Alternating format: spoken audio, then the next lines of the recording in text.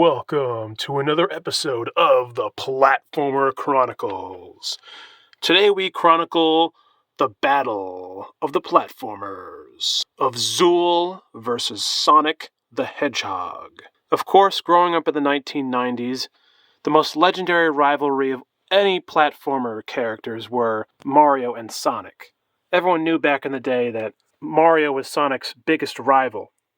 But Sonic also had another rival, a ninja from the nth dimension, known as Zool.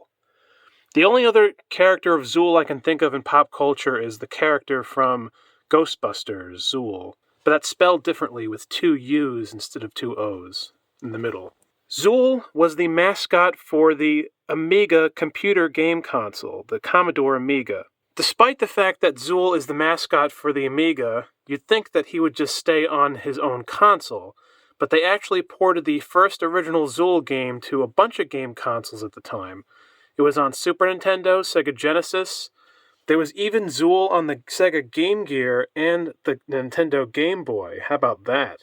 Just like Sonic, Zool has his own realm that he runs around in. His version of the Green Hill Zone was sponsored by the Choya Chips company, the candy company that made like those lollipops or whatever, or the beans. Really weird because it just seemed like playing Zool, those levels, it just kind of felt like they were trying to get money and sponsors. It all makes sense looking back on it because Zool, unfortunately, did not become a popular video game star. But despite this, he is one of the coolest and most badass video game platformer characters of all time. His original game first came out in 1992, so that's a year after Sonic 1. And also at the time, the Amiga magazine showed artwork that someone made of Zool kicking Sonic's ass.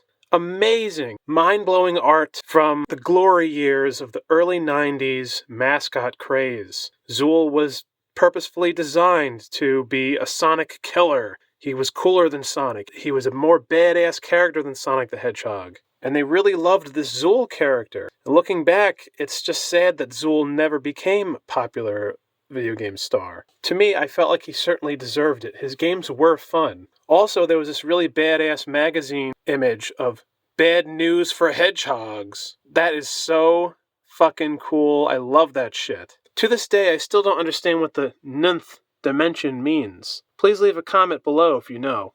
Also, Zool 2 came out a year later in 1993. So now you had Sonic 2 and Zool 2, because Sonic 3 came out in 1994. What's interesting about Zool 2 is it feels mostly the same game as the first, although I suppose you can debate which one's better, Zool 1 or 2. It was ported to a lot of game consoles, just like the first Zool. Here I own the Atari Jaguar version, which is probably the best version of the game. After all, the Atari Jaguar was 64 bits, so it would run better on a Jaguar. In the game, Zool has a new sidekick named Zeus, and, well, we can assume it's his girlfriend, right? It's gotta be. Basically makes me feel like it's Sonic and Tails, you know? Zool and Zeus, Sonic and Tails. You know, and Tails was Sonic's sidekick back in the early 90s. Did they take the idea from Sonic 2 and do the same thing with Zool, but make it better? More badass?